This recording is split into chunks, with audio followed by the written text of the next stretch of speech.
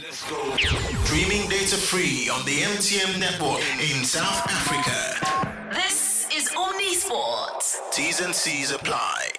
All right, joining us now is esteemed cricket journalist and commentator Ken Borland. The women are in Pakistan, the men are in the UAE. Cricket South Africa have announced profits of 815 million rand for the fiscal year running 2023 to 2024. The SA20 has been a massive success, as well as a hurdle for the men's team. Where is SA cricket right now? Ken, thanks for joining us. Let's start off with this. Is it too vague a question to ask where South African cricket finds itself right now? Is it in a good place because of the profit, or is it in a slightly confused place? Good morning to you guys, and good morning to the listeners. It's not a vague question as much as a very complex question, I'd say, because I guess South African cricket at the moment, as it has been for many years, is a bit of a wild bronco ride. Yes, it's been a very good financial year, thanks in the main to the India tour last season to South Africa. It was a multi-format tour, which apparently brought in more than 150 million rand profit alone just for that. So yes, there's a lot of money in the bank suddenly, but these things are cyclical for Cricket South Africa. It's been this way for many, many years. It depends on who your visitors are over the summer, and India is obviously the most lucrative tour of all. So yes, there is all that money in the bank, but there could be a couple of lean years ahead. So you want to save some of that to ride you through those tougher times.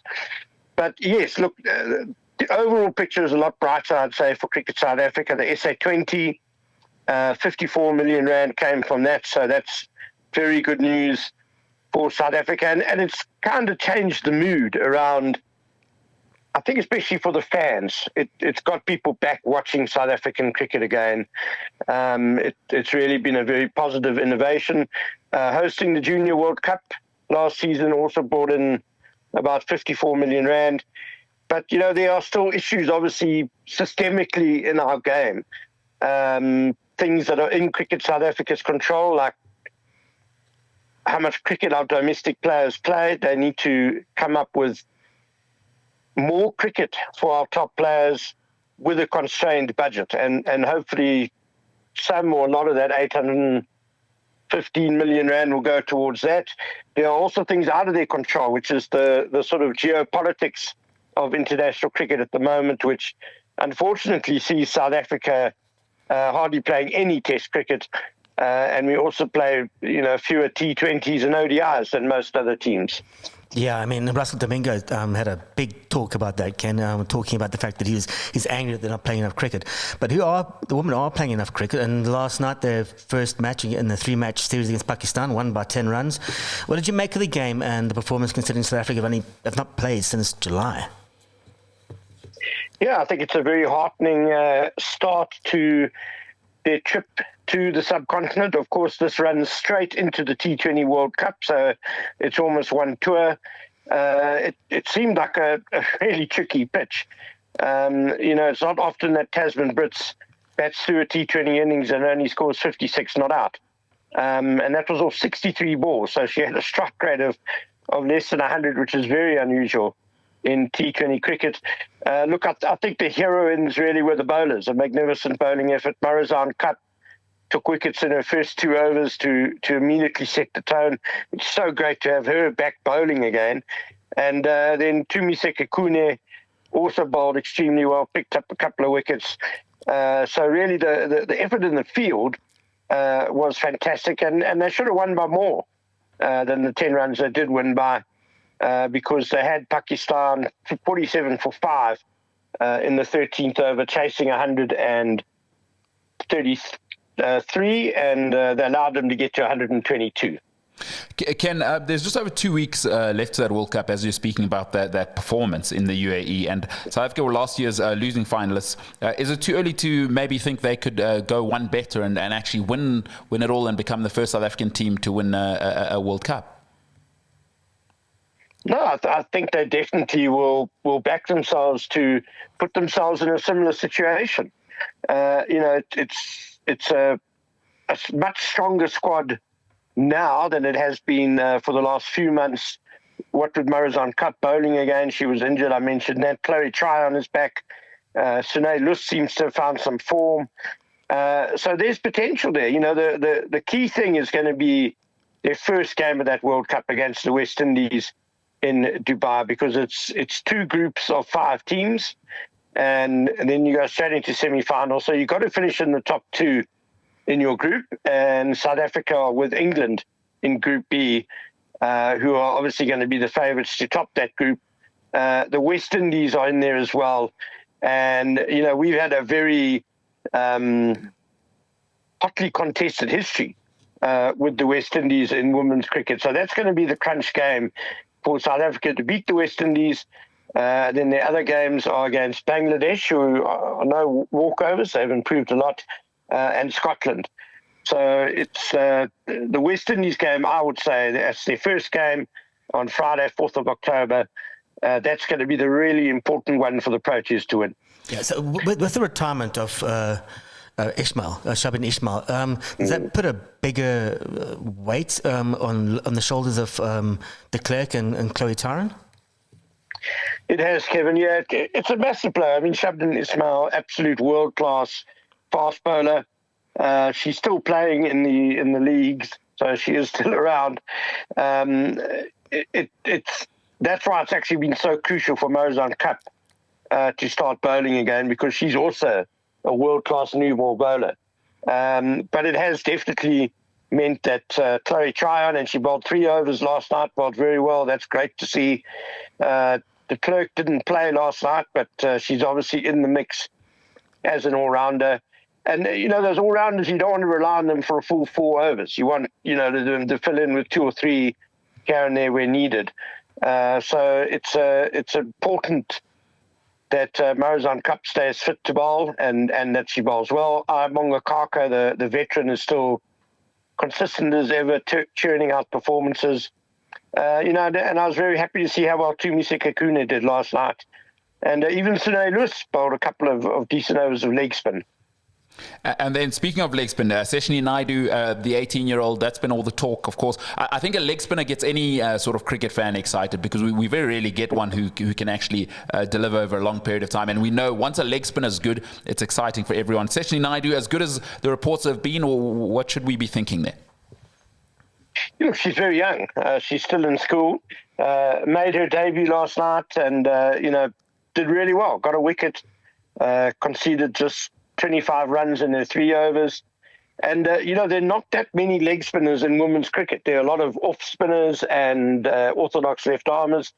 So she definitely brings something different to the South African team. And, when conditions over there are expected to be quite spin friendly, the option of playing a second spinner and a leg spinner that, opposition teams maybe wouldn't have played too often is fantastic to have.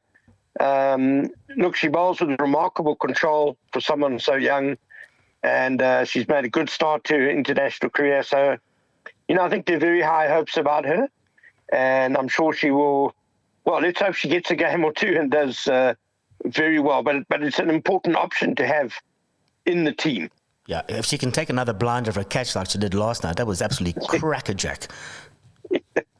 Yeah, she's a proper athlete as well. Can bat a bit, not the worst batter. So she's a really good all-round package and very exciting for the future.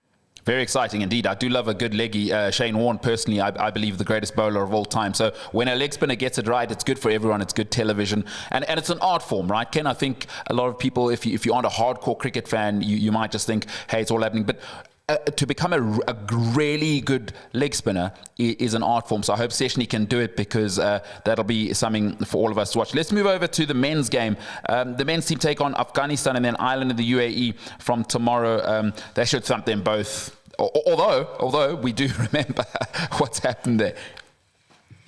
Yeah, look, we're taking a weakened squad, if you like, over there to play Afghanistan and then Ireland.